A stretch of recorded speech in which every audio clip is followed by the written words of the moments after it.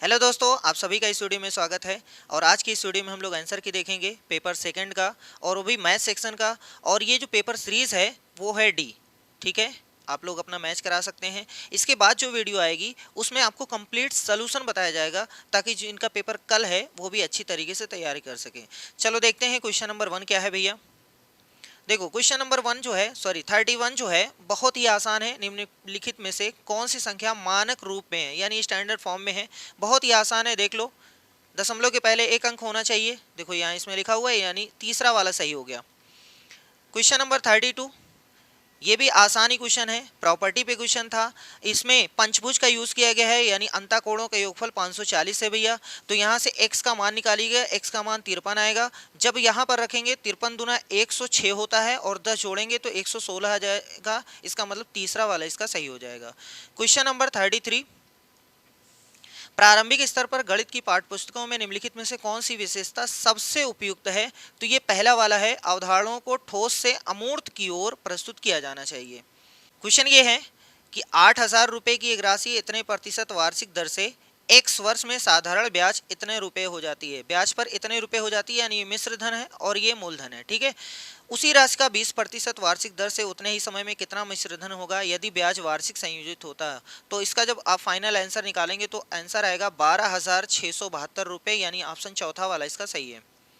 अब हम लोग चलते हैं क्वेश्चन नंबर 35 पर। बहुत ही आसान क्वेश्चन कह रहा है कि किसी तिर्यक रेखा द्वारा दो समांतर रेखाओं के प्रतिच्छेदन से बने दो संगत कोण, और आपको पता है एक संगत कोण बराबर होते हैं, यानी इन दोनों को बराबर करके x का मान निकाल लिए होते, और x का मान निकाल करके उसके बाद रख दिए होते, तो आंसर आ जाता तीसरा वाला, यानी 110। ठीक है, 35 का तीसरा सही है। और 36 देखते हैं अब। निम्नलिखित में से किसका उपयोग विद्यार्थियों में समस्या समाधान की योग्यता, मापन की योग्यता, प्रयोगात्मक योग्यता आदि का रिकॉर्ड रखने के लिए किया जाता है। तो इसका राइट आंसर हो जाएगा संचयी रिकॉर्ड, यानी क्यूमुलेटिव रिकॉर्ड। ठीक है, चलिए नेक्स्ट क्वेश्चन नंबर 37। किसी समलंब ए बी सी डी, समांतर भुजाओं ए बी सी डी, ये जो भी है ये 12 सेंटीमीटर के बीच की दूरी है, और ए बी जो है वो सी डी से छोटी है, सी डी का मान 24 है, ए डी और बी सी दोनों बराबर हैं। तो इस समलंब का क्षेत्रफल, देखो इसमें डायरेक्ट फार्मूला नहीं लगेगा, सबसे पहले आप उसको सॉल्व करेंगे तब जाके फार्मूला लगेगा। ठीक है, लेकिन जब आप सॉल्व करेंगे फाइनल आंसर आएगा 228, यानी पहला वाला सही है। क्वेश्चन नंबर 38, क्वेश्चन ये है, निम्न आंकड़े एक खिलाड़ी द्वारा उसके द्वारा खेले गए पिछले 11 मैचों में लिए गए विकेटों की संख्या दर्शाते हैं। ये है इनका डेटा है। इन आंकड़ों के माध्य निकालना है, बहुलक निकालना है, फिर उनका अंतर निकालना है। तो निकाल लीजिएगा, बहुत ही आसान है। माध्य आपने निकाला होगा तो माध्य का जो आंसर आया होगा 19/11, और जो बहुलक निकाले होगे तो 1 आएगा। दोनों का अंतर जो आएगा वो 8/11, यानी तीसरा वाला ऑप्शन सही है। ठीक, चलिए क्वेश्चन नंबर 39, ये भी आसान क्वेश्चन है, 88 से विभाज्य है। तो आप निकालेंगे तो जो x का मान आएगा वो आएगा, x का मान 7 आएगा, y का मान 4 आएगा। ठीक है, x का मान 7 आएगा, y का मान 4 आएगा। फिर रख करके आप इसमें पटक दीजिए, आंसर आ जाएगा। सॉल्व करेंगे मेहनत से, है ना। 2 गुणे 7 यानी 3 गुणे 4 तो 12, और यहाँ से 14, 14 12 हो गया 26। इसका मतलब आपका उत्तर हो गया दूसरा वाला। ठीक है, 39 का दूसरा वाला सही है। अब क्वेश्चन नंबर 40 देखते हैं। 40 कह रहा है, बहुत से व्यवसाय जैसे कि लेखा शास्त्र है, बैंकिंग है, दुकानदारी है, सिलाई का काम इत्यादि में प्रत्यक्ष या परोक्ष रूप से गणित की आवश्यकता होती है। ये गणित के किस मूल की व्याख्या करता है। तो उपयोगितावादी। ठीक है, ये ऑप्शन चौथा वाला इसका सही है। क्वेश्चन नंबर 41, रेखा ए बी पर स्थित ओ एक बिंदु है, ए बी के एक ही और दो किरण। देखो ये कुछ ऐसा फिगर बनेगा, यहाँ ओ मान लो, उसके बाद एक इधर जाएगी एक इधर जाएगी, ये कह रहा है 90 अंश है। ठीक है, इसका मान 3x है और इसका मान x है। तो कह रहा है कि BOD का मान बता दो, यानी 3x का मान निकाल दो। तो इसका आंसर आ जाएगा पहला वाला, यानी 67.5। चलिए क्वेश्चन नंबर 42 पे चलते हैं भैया। 42 कह रहा है कि उच्च प्राथमिक स्तर पर पूर्णांकों का जोड़ पढ़ाने के लिए निम्नलिखित में से क्या सबसे कम लाभदायक है। कम लाभदायक है, तो देखो चार्ट पेपर का उपयोग जो है ना, ये कम लाभदायक रहेगा। लिफ्ट ऊपर जाती है नीचे आती है तो हम पढ़ा सकते हैं। सीढ़ियों का उपयोग ऊपर नीचे चढ़ो, इसका मतलब हम बता सकते हैं। इससे संख्या रेखा का भी उपयोग कर सकते हैं, लेकिन चार्ट पेपर का उपयोग कम है। ठीक है, यानी 42 का पहला वाला सही है। क्वेश्चन नंबर 43, पहले आपको इसको सॉल्व करना था, यहाँ से x का मान निकालना था, वही x बराबर k हो जाएगा, यानी जितना x का मान आएगा वही k की जगह पे रख देना है, पटक देना है। उसके बाद सॉल्व करेंगे तो 43 का जो आंसर आएगा 5/8 आ जाएगा, यानी चौथा वाला सही है। क्वेश्चन नंबर 44, ये क्वेश्चन है सैमपट पर कुछ संख्याएं लिखकर उनको बढ़ते हुए क्रम में, देखो ये बढ़ते हुए क्रम में लिखा है, पहले 2 है, फिर 7 है, फिर 9 है, फिर 12 है, यानी ये असेंडिंग ऑर्डर में लिखा हुआ है, बढ़ते हुए क्रम में लिखा हुआ है। ठीक है, समझ में आ रहा है यहाँ तक। अब उसके बाद कह रहा है कि -1/2 से गुणा किया गया है। देखो -1/2 से जब आप गुणा करोगे ना तो ये सारी चीजें जो है माइनस से गुणा करोगे पलट जाएगी, तो ये आरोही क्रम बदल कर अवरोही क्रम में हो जाएगा।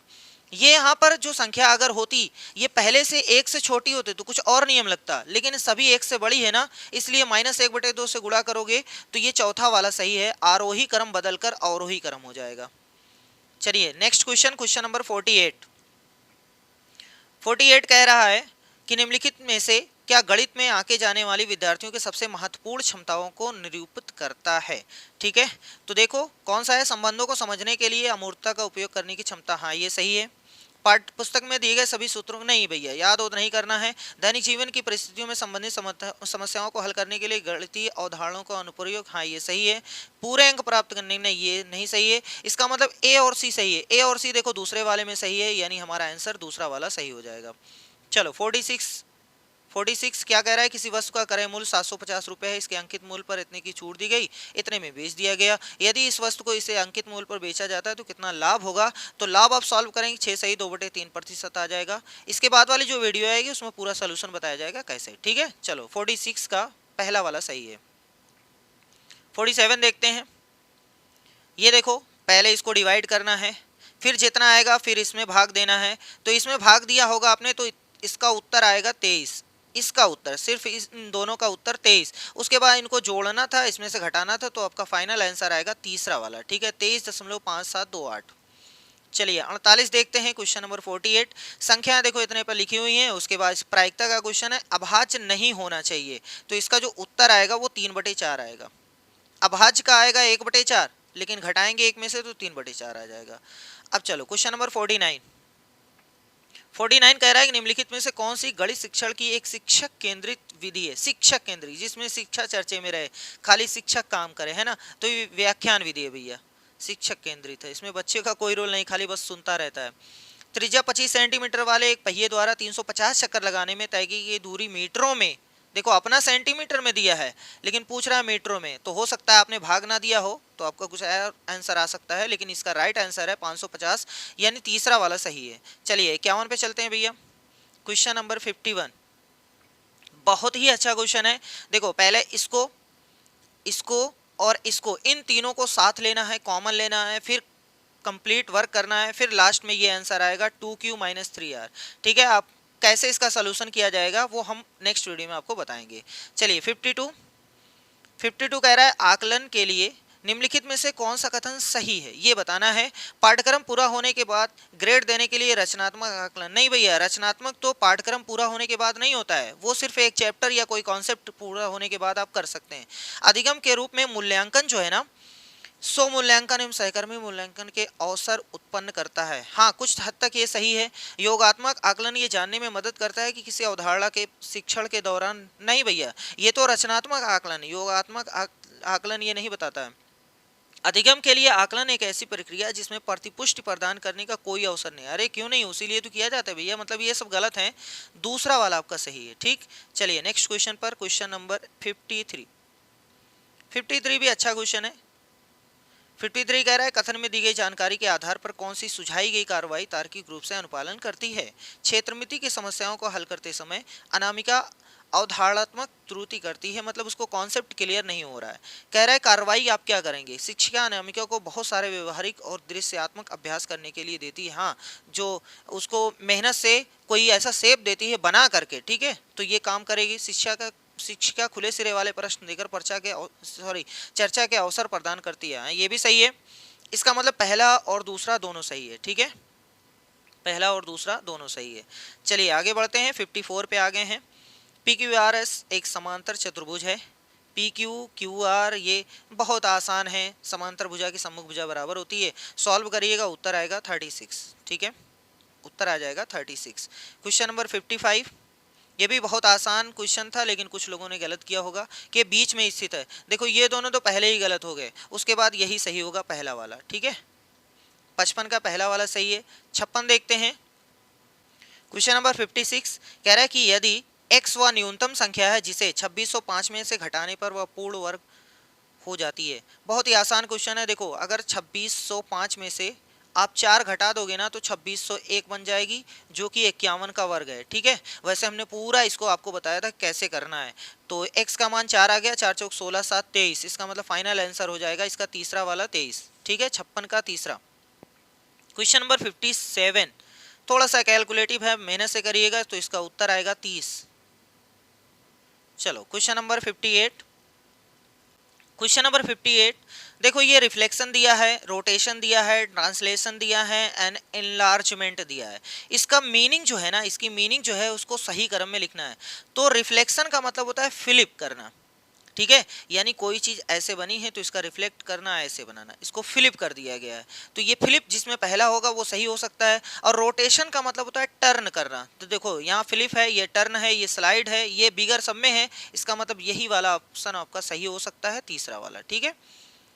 चलो नेक्स्ट क्वेश्चन 59 कह रहा है निम्न में से किन मापनों के लिए त्रिभुज एबीसी की रचना की जा सकती है। आसान क्वेश्चन है, त्रिभुज की प्रॉपर्टी पर आधारित है। दो कोण का जो अगर दो कोण बराबर होते हैं तो सम्मुख भुजा भी बराबर होती है, यही वाला कॉन्सेप्ट लगाइएगा। इसमें तीसरा वाला सही है, तीसरा वाला किया जा सकता है। 60 क्वेश्चन नंबर 60 क्वेश्चन ये है कि 12 सेंटीमीटर भुजा वाले एक ठोस घन को छोटे ठोस घनों में काटा जाता है जिनमें से प्रत्येक की भुजा 4 सेंटीमीटर है। प्रारंभिक घन के कुल पृष्ठीय क्षेत्रफल और इस प्रकार बने छोटे घनों के कुल पृष्ठीय क्षेत्रफल के बीच का संबंध 6a² फार्मूला लगाइएगा। यहाँ पर a का मान 6 रखना है और बाद में a का मान 4 रखना है। लेकिन ये छोटे घन वाले जो बनेंगे ना वो भैया 27 बनेंगे। वो आपको वीडियो में कंप्लीट बताया जाएगा 27 कैसे बनेंगे। 27 से गुणा करेंगे, उसके बाद आप इसको कंपेयर करेंगे तो ये पहला वाला ऑप्शन सही हो जाएगा। नया कुल पृष्ठीय क्षेत्रफल जो है ना पुराने वाले का 3 गुना हो जाएगा, पुराने वाले का 3 गुना हो जाएगा, ठीक है। तो ये पहला वाला ऑप्शन सही है। तो चलिए मिलते हैं नेक्स्ट वीडियो में, तब तक के लिए धन्यवाद।